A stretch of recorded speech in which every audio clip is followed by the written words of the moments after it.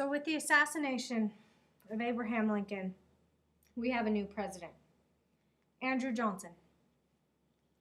Now, Andrew Johnson had been a Democratic senator and was the only Southern senator to support the Union. He was hand-selected by Lincoln in hopes of, because he was a senator, the hope was Lincoln could keep the South in the Union with his election. That's why he picked Johnson. I don't believe that if Lincoln had any idea that Johnson would be in charge, would be president, I don't believe that Lincoln would have selected Johnson. But that's how life works. He had resented slaveholders, and most thought that he would punish them. In fact, radical Republicans thought that Johnson would be great. However, Johnson believed in states' rights, and he believed that states should have the decisions as to what to do with these freed black men, these freed men, and he did not want to help blacks at all. Here's a photo of Andrew Johnson. So what he put together was a plan called Restoration. Now, his plan said most Southerners would get amnesty if they swore an oath of loyalty. Again, leaders of the rebel army and of the rebel government aren't going to get that, but most everybody else would. Johnson also said he would appoint governors to southern states, and they then needed to hold elections for state constitutional conventions. They could only be whites who had sworn their loyalty. Johnson's plan opposed granting the freed blacks, freed men, that's what we're going to address them as, freed men, equal rights or letting them vote. Each southern state had to decide what they were going to do with these people, and they must abolish slavery by ratifying the 13th Amendment. By the end of 1865, all former rebel states had formed new governments under Johnson's plan and were ready to rejoin the Union. Now, this does not work for the Republican radicals. They want to protect the black men, the freed men, and so we move into them taking over. We have some additional vocab terms, black codes, 14th Amendment, 15th Amendment, First and Second Reconstruction Acts. Let's start with black codes. Hopefully you've heard of them or have an idea. In 1865 and 66, Southern governments had passed laws. They were to control the freed men and women and basically put them back into the position of being slaves. Plantation owners could then employ in quotation marks, African American workers, and everything would be wonderful. The problem was these black codes trampled the rights of all blacks. Local officials were set to arrest and fine any unemployed blacks and then force them to work to pay off the fines. Blacks could not own or rent farms, so they were required to work for somebody. We know how fair that was going to be. And Northerners basically despised it. They understood that the black codes were really just slavery. So radical Republicans had abandoned the idea of compromise, and they drafted a new Reconstruction plan based upon what they wanted. And the first part was the Civil Rights Act of 1866. It granted full citizenship to African Americans, and the government, federal government, had the power to intervene. If they saw that blacks were being mistreated by a state government, they could go in. The federal government could send the army in to force that state to protect the rights of the blacks. Now, Johnson obviously vetoed it, but it was quickly overridden by the Republicans in Congress, and it was passed.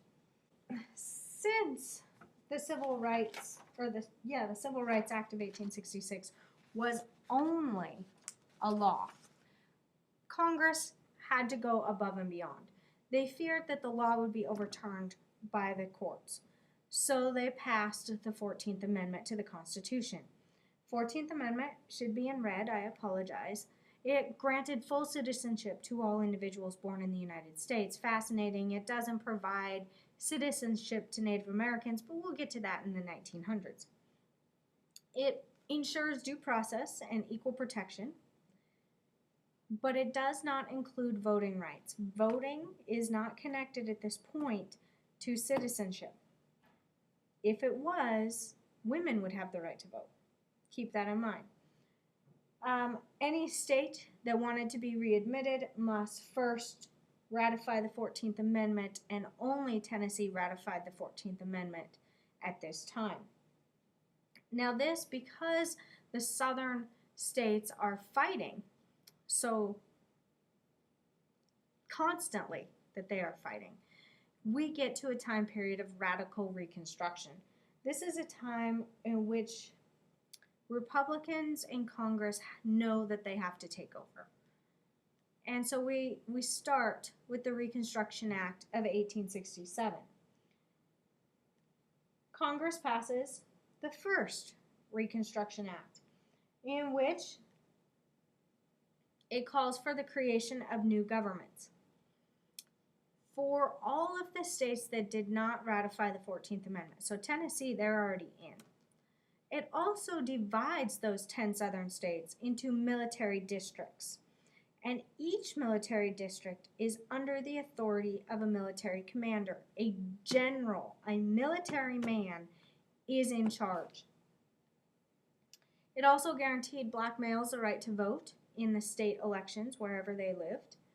And former rebels could not hold political office. Now, this act really causes some hard feelings amongst Southerners, because they're being taken over by the United States military. They don't agree with this at all. So Northerners continue to push to make things better for the freedmen. And they then pass the second Reconstruction Act, in which military commanders are required, again, they're Union commanders, they're not Confederate commanders, to register voters and to prepare for new state constitutional conventions. Now, these new registered voters are black males. Now, most white Southerners refused to take part in these upcoming elections. They found it to be a violation. They couldn't support this Union government that was taking over all of their rights in their mind. They had lost their property and their slaves, and now they were losing voting rights and the power to control their own government. But there were 750,000 newly registered black voters in the South. In the election, because so many Southerners refused to vote, Republicans supported by black voters gained control of Southern government. And by 1868, 7 Southern states had established the new governments and the new conditions for readmission into the Union.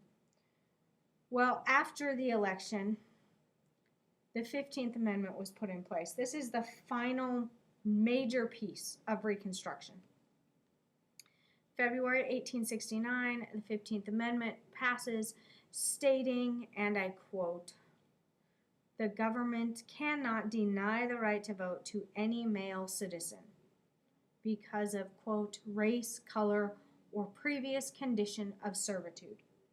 At this point, February 1870, the 15th Amendment officially went into law, and all black citizens were given the right to vote. Now, there were some challenges to being able to vote. Southern states in particular, passed some black codes in regards to voting. You had to pass a literacy test. You had to be able to read. Think about how many former slaves could do that. You had to have a grandfather that could vote. How many black slaves would have had that? And you had to pay a poll tax. You were charged to vote. Once again, most blacks did not have any money. The grandfather clause is really the one that allows whites to continue to vote and blacks to not vote. Because if you couldn't pay the poll tax and you could still be able to vote. So there are still some major hurdles for blacks voting in the South that really would not be dealt with until the 1950s and 60s. So it's pretty impressive, very challenging to get that all passed. And so this is really the end of the Civil War and Reconstruction, and we are going to have a test in the upcoming days and watch a few videos related to the Civil War and Reconstruction.